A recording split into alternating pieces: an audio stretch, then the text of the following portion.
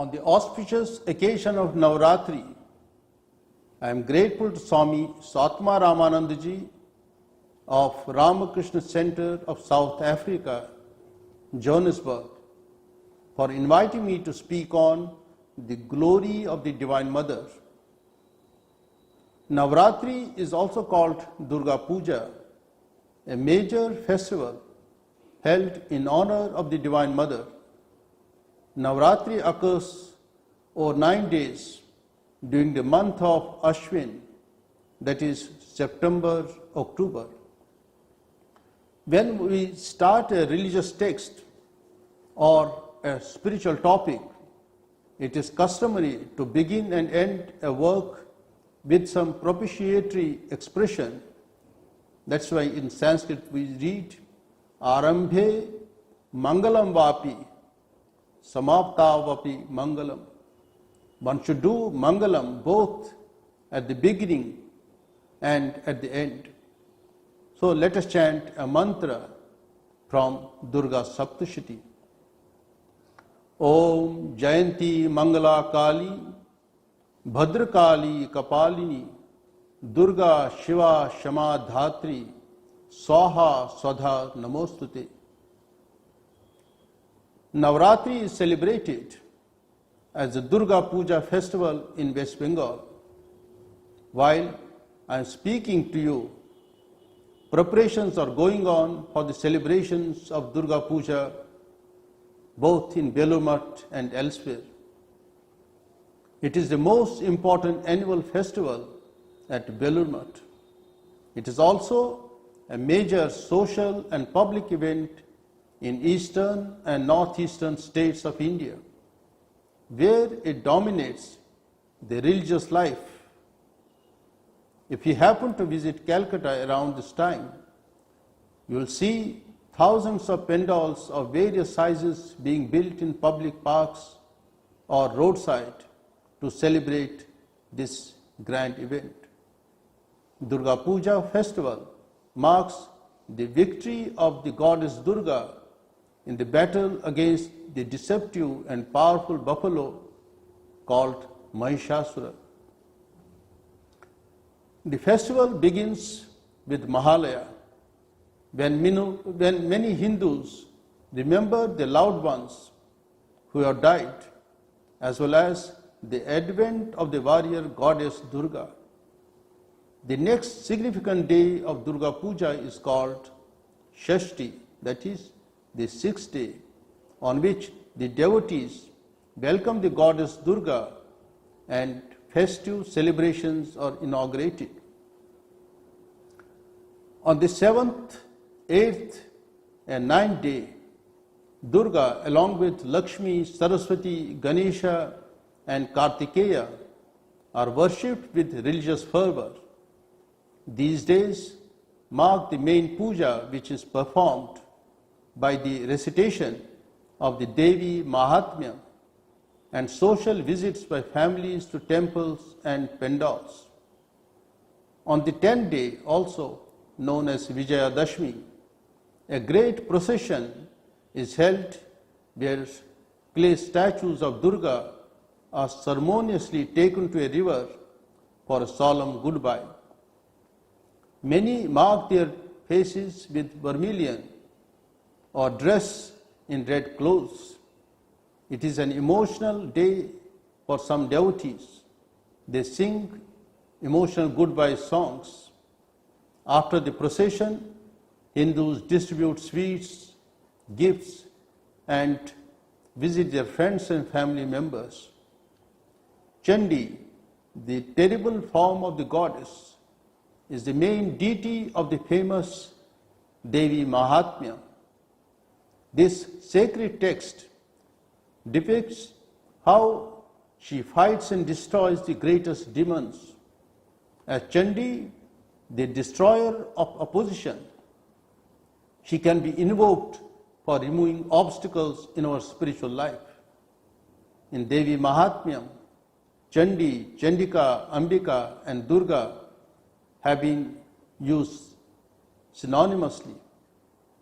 Devi Mahatmyam narrates the three tails of Chandika, fighting and destroying the evil forces in the forms of Madhu and Kaitabha, Dhumra Lochana, Chanda and Munda, Raktabija, Shumbha and Nishumbha, and finally Mahishasura. Worship of the Divine Mother is one of the oldest forms of worship known to humanity. In Bengal, worship of God as Mother attained the highest form and has become the dominant faith and practice of the people. Sri Ramakrishna used to say, to look upon God as Mother is the purest and the highest form of sadhana. Why did he say that? Because Mother's love is the most unselfish and unconditional form of human love. For a child, Mother is all in all. To look upon God as Mother is to make God be all and end all of one's life. It's a very natural, intimate, and purest form of relationship. Worship of God as Mother has prevailed in India from prehistoric times. In the Rig Veda, there is a wonderful hymn known as Devi Suktam, in which the Divine Mother declares that she moves with the Rudras, Vasus, Adityas, and all other gods, and she is the queen of the whole world. Devi Mahatmyam is a sacred book of the Hindus. To those who worship God as mothers, it is the most important text. It contains 700 mantras and hence is called Durga Saptashati. Since it narrates the glory of the goddess Chandi, the book is also called Chandi. It is next only to the Bhagavad Gita in popularity. It is considered very effective in conferring worldly prosperity when read with devotion and proper rituals. When pleased with the worship, the goddess bestows liberation on the devotee. Thus, to attain worldly success and final liberation, the worship of Durga through the formal reading of her glories contained in this book is considered very effective. The Devi Mahatmyam forms a part of the Markandeya Purana. The 13 chapters from this book form the Devi Mahatmyam. It is a dialogue between the sage Sumedhas and the fugitive king Surata and a merchant driven out of his house named Vaishya Samadhi.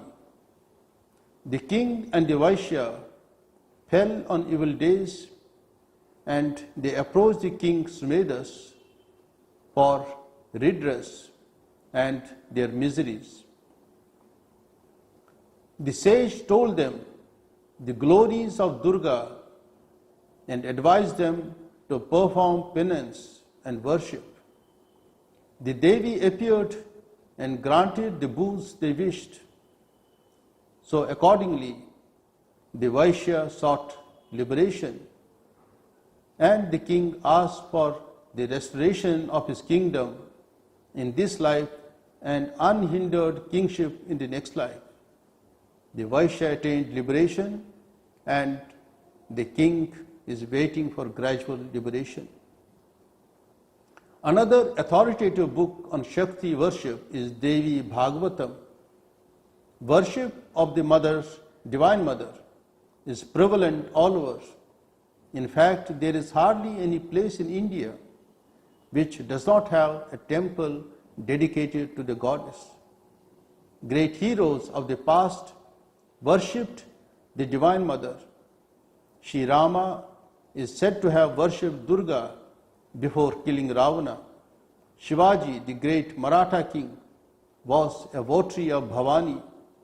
Guru Gobind Singh, the 10th Guru of the Sikhs, is also said to have been a worshipper of Mother Durga. Although the Divine Mother is only one, her manifestations are many. She was mostly pictured as riding a lion, Simha Vahini. This is the image of Durga we find in the Chandi, where she appears as Chamundeshwari and Mahishasura Mardini. In later centuries, the Divine Mother came to be regarded as the spouse of Lord Shiva. Here again, there are two schools. In one school, the Divine Mother and Shiva are regarded as equal in power. In the other school, the Divine Mother as Kali is regarded as the dynamic principle and Shiva is a passive principle. The Divine Mother is also known as Dasha Mahavidya, having 10 great wisdom forms. These 10 forms are Kali, Tara, Tripura Sundari, Bhuvaneshwari, Bhairavi, Chinnamasta, Dhumavati, Baglamukhi, Matangi, that is Saraswati, and lastly Kamala, that is Lakshmi. The most striking aspect of Durga Puja is the image of the Divine Mother as Mahishasura Mardini. Here, the Divine Mother is seen as having 10 arms, each having a weapon. Once the image is consecrated and the deity is invoked in it, it undergoes a transfiguration. It is no longer a clay image, but the living goddess. It radiates power, knowledge, love, and joy. Several mythological legends have commingled to form the basis of Durga Puja. Before fighting Ravana, Sri Ramachandra was advised by Narada to propitiate Devi Durga. According to Hindu mythology, during the 6 months of the sun's southward journey, the gods remained asleep. So Rama had to awaken the goddess first. This is why the first ritual in Durga Puja is Bodhan, that is awakening of Durga. The second legend is about the coming of Devi Uma from her abode in Kailash to the home of her parents and stay with the people for 3 days. The third legend is about Devi Sati. Although neither Sati nor Uma is mentioned in the Chandi, in the Mool Mantra used in Durga Puja, Shri Durga is addressed as Daksha Yajna Vinashini, the destroyer of Daksha's sacrifice. The most important legend which is central to Durga Puja is about Durga. The word Durga literally means one who protects, one who destroys the evil consequences of our actions. Durgati Nashini. Devi is also referred to in this book as the power of Vishnu, that is Vishnu Maya, and it is also addressed as Narayani repeatedly. The Chandi is divided into 3 parts. In the first part, Devi appears as Mahamaya and kills Madhu and Kaitabha. In the second part, Devi appears as Mahishasura Mardini. When Mahishasura attacked gods, they went to Shiva and Vishnu and complained about the atrocities of Mahishasura. Hearing this, Vishnu, Shiva, and other presiding deities became angry. The rays of their anger combined to form a supremely powerful and dazzlingly bright female being, the Devi, known also as Chandika and Ambika. Devi cut off the head of Mahishasura, who had the form of a buffalo. In the third part of the book, Devi appears first as Parvati, and then out of her form there arises another form known as Kalika. In this form, the Divine Mother cut off the heads of Chanda and Munda and came to be known as Chamunda. Later, she destroyed two brothers, Shumbha and Nishumbha. The frightening scene depicted by the image of Durga killing evildoers and drenching the earth with blood may be enigmatic and repulsive to some people. A mature understanding of the divine in the context of the real situations in real life and society is necessary to understand the true significance of Chandi. The main purpose of Chandi is to glorify Shakti. The feminine principle has two aspects, a lower, that is, a seductive aspect, and a higher, maternal aspect. It is the higher maternal aspect that is glorified in the Chandi. She protects people from dangers and punishes evildoers. We generally tend to associate Godhead only with love and compassion. We forget that Godhead has also an aspect of power, terror, and destruction. It was this destructive aspect of Godhead that Shri Krishna showed Arjuna through the Vishwarupa Darshana revelation. What we find in the Chandi is the same terrible aspect but associated with the eternal feminine. Durga Puja was first celebrated at Belur Math in 1901. It was Swami Vivekananda himself who started the first Durga Puja with the image at Belur Math. As a rule, Hindu sannyasis do not conduct this kind of ritualistic worship. Why then did Swamiji start the new tradition? One reason was to gain the acceptance of the local community for the new way of life that Swamiji and his monastic brothers were leading.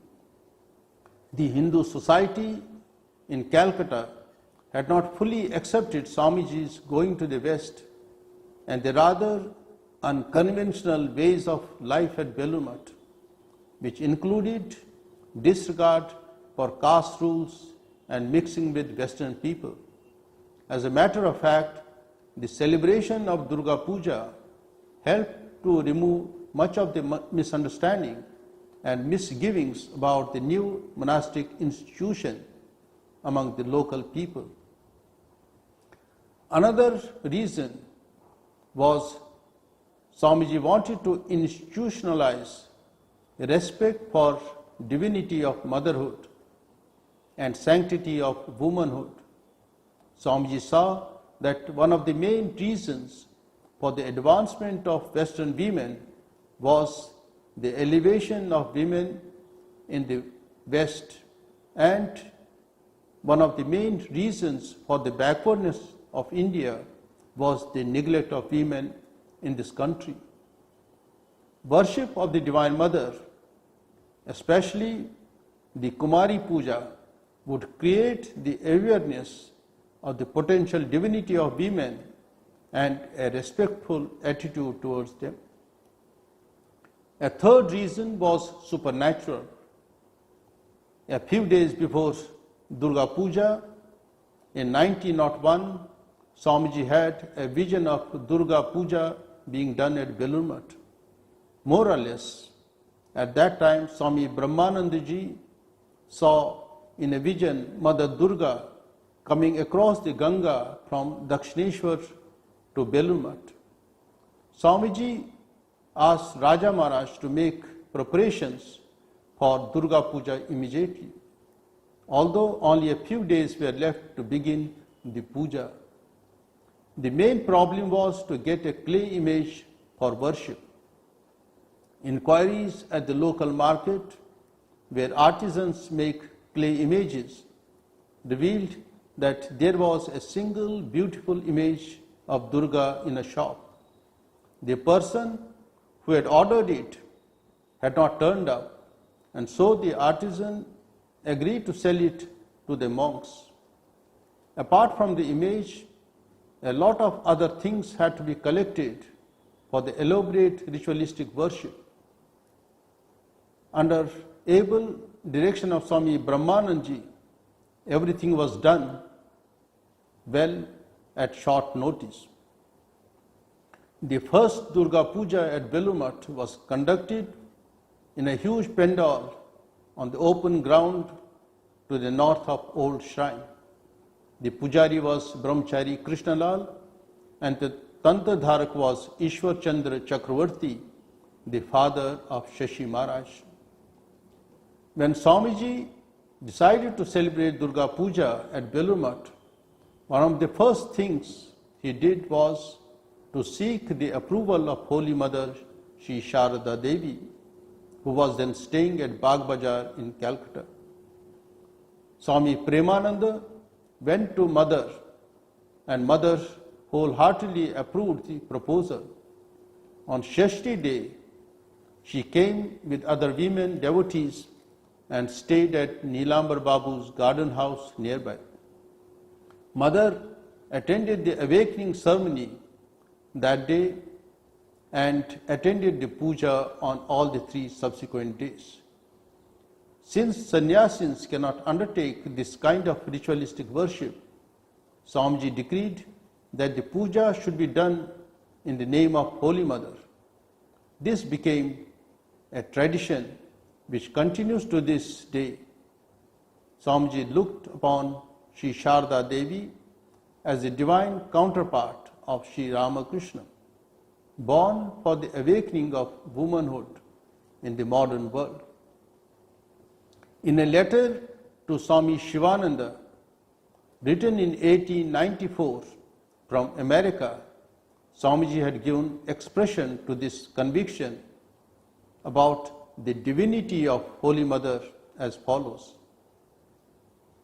Brother, I shall show how to worship the living Durga, Jivanta Durga, and then only shall I be worthy of my name.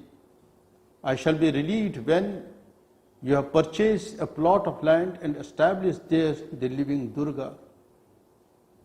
So you can understand how much regard he had for Shri Sharda Devi. The presence of Holy Mother, the living Durga, during the puja must have given boundless joy and satisfaction to Swamiji and the other disciples of Shri Ramakrishna. Holy Mother attended the Durga Puja at Bellumat in 1912 and in 1916, and perhaps in some other years also. Each time, Mother stayed for a few days and blessed her monastic and lay children. The Divine Mother depicted so well in the Vedas and Puranas has found expression once again in Holy Mother Shri Sharda Devi. Her life is virtually a saga of a mother's love. Love without any discrimination between high and low, rich and poor, good and evil. She is a real mother who, to all those came to her in her lifetime and to all who are yet to come to her. She is the supreme goddess and guru. She was aware of her cosmic self and manifested it for the benefit of her children, assuring them of continuous protection. A divine drama on the advent of Sri Ramakrishna took place in the 19th century. Later, Swami Vivekananda explained this drama to his disciples, Sister Nivedita Sarabul and Josephine MacLeod, during their travels in the Himalayas in 1898. And he says to them, you see, there was a feminine something somewhere that wanted to manifest, but in some ways it was desirable to manifest as a man, and that something became Ramakrishna Paramahamsa. And that's why he always spoke of himself as my Divine Mother. Interestingly, in 1847, Rani Rasmani made arrangements to go on a pilgrimage to Varanasi with her family. The night before they were to start out from Calcutta, the Rani had a dream in which Goddess Kali commanded her to build a temple on the bank of the Ganga, install her image, and arrange for a daily worship. The devout Rani cancelled her pilgrimage, looked for a plot of land, and found a suitable one on the Ganga at Dakshineshwar. A black stone image of Kali was made and laid in a packing box awaiting installation. Again, the goddess appeared in the Rani's dream, commanding her to install her image without delay, as she was not comfortable in the box. When the image was taken out of the box, it was covered with moisture as though a living being was perspiring. The installation ceremony took place in May 1855. It was at that time that the great feminine power brought Ramkumar and Sri Ramakrishna to her temple at Dakshineshwar. The duty of worshipping the image of Kali in the temple soon fell upon Sri Ramakrishna.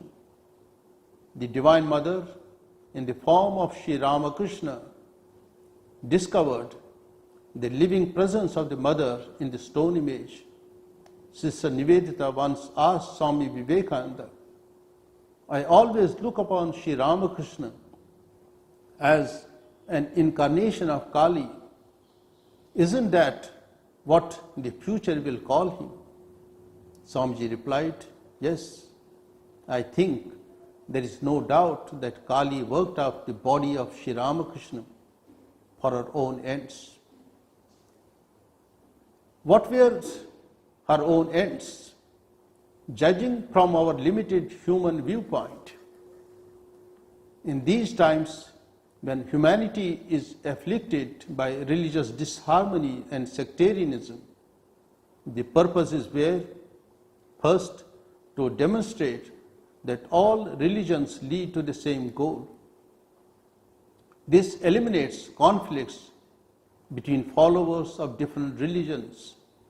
Kali made Sri Ramakrishna undergo all types of spiritual practices enjoined in the scriptures of Hinduism and other religions as well.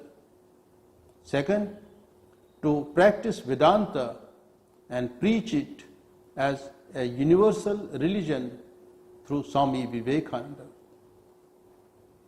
Swami Vivekananda had natural inclination to remain in meditation. Had he remained in that state, how he could have done Mother's work? This would be possible only when he accepted Mother Kali, the power that determined the destiny of everything. It took long 6 years for Sri Ramakrishna to break Vivekananda's resistance to accept Mother Kali. Swamiji himself says that he used to hate Kali and her ways and had to fight for 6 years with his Guru. Sri Ramakrishna ultimately dedicated him to her. Thus, the great feminine power entered and worked through Swami Vivekananda to spread the message of Vedanta in a new light. The power also worked through him to establish a new kind of monastic order for Bahujan Hitaya, Bahujan Sukhaya. This great feminine power that manifested itself as Sri Ramakrishna also manifested itself in another, a feminine form, to bestow this all-embracing love of Mother Sharda on all and on one and all. Sri Ramakrishna's first intimation about the true nature of Sharda Devi was when he was talking about spiritual matters to a group of women devotees, including Sharda, then a teenager, gathered around him at Kamarpukur.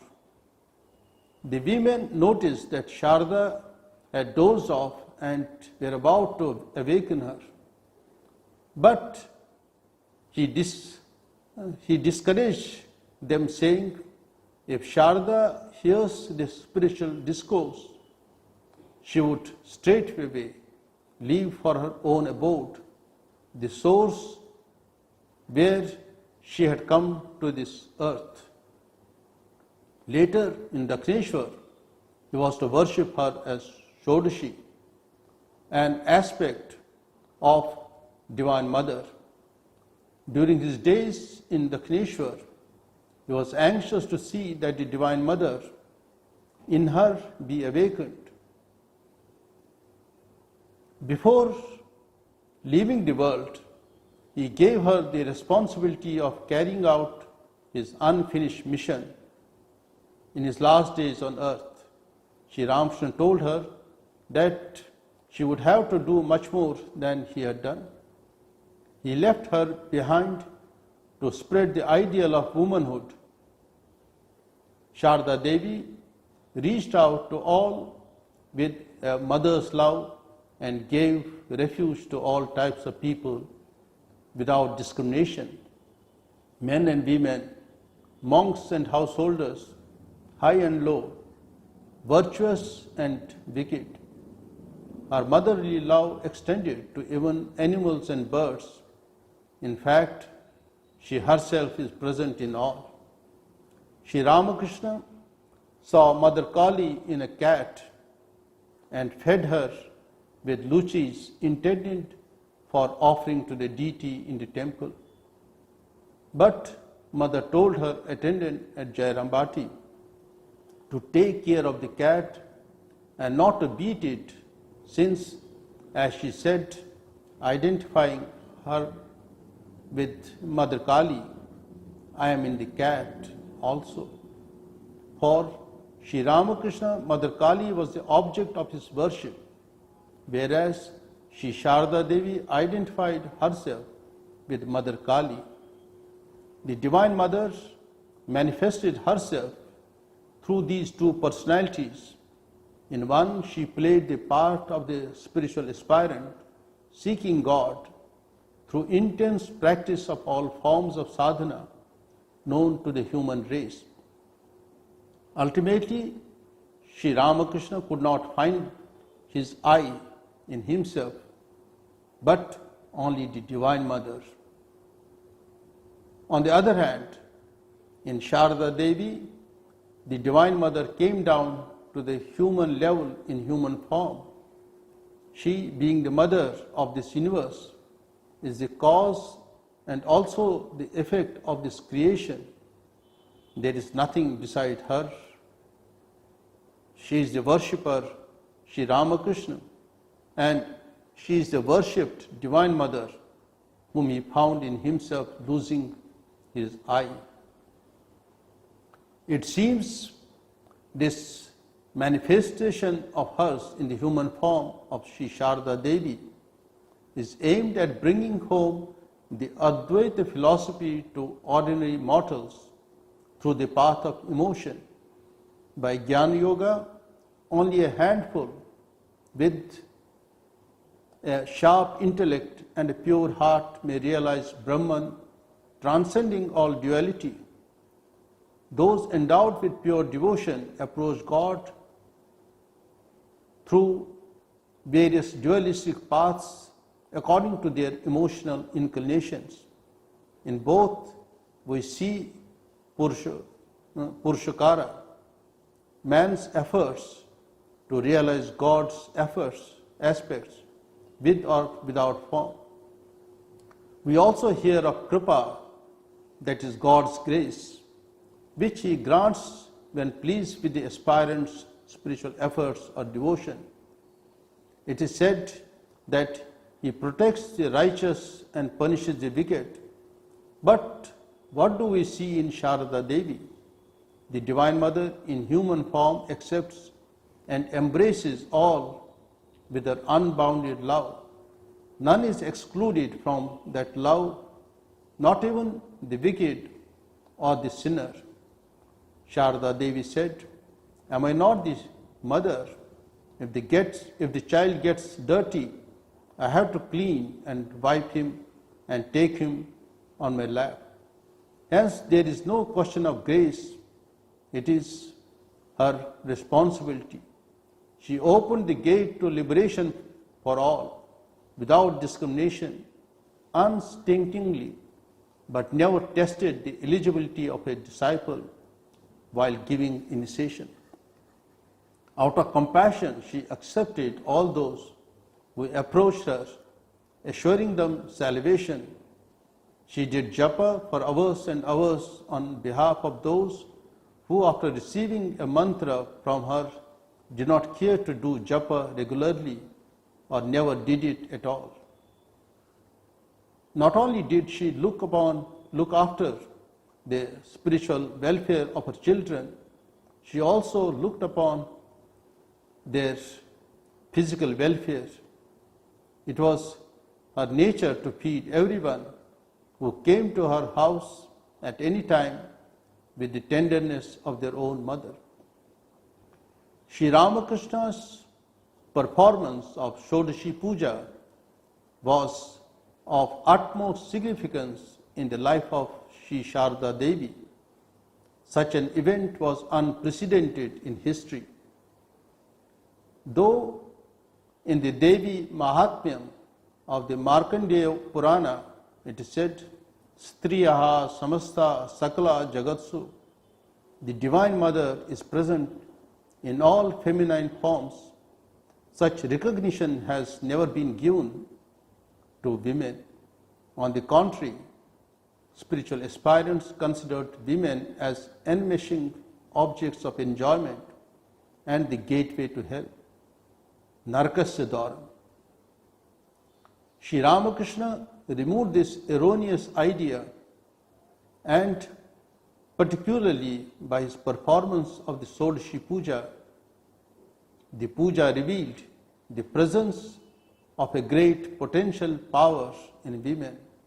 If that power is applied to God's realization, it manifests the highest perfection of mind and intellect. At the culmination of 12 long years of austerities, Sri Ramakrishna performed the Shodashi Puja, in which he offered the entire fruit of his sadhana at the feet of Sharada Devi.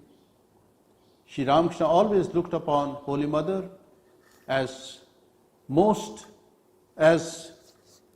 a part of the Universal Mother, or as Brahman.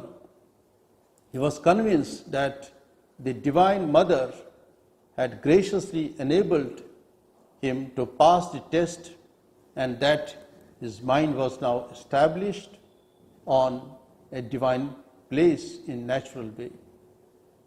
In the end, let us pray, O Mother, carry us across the ocean of this world and be merciful to all.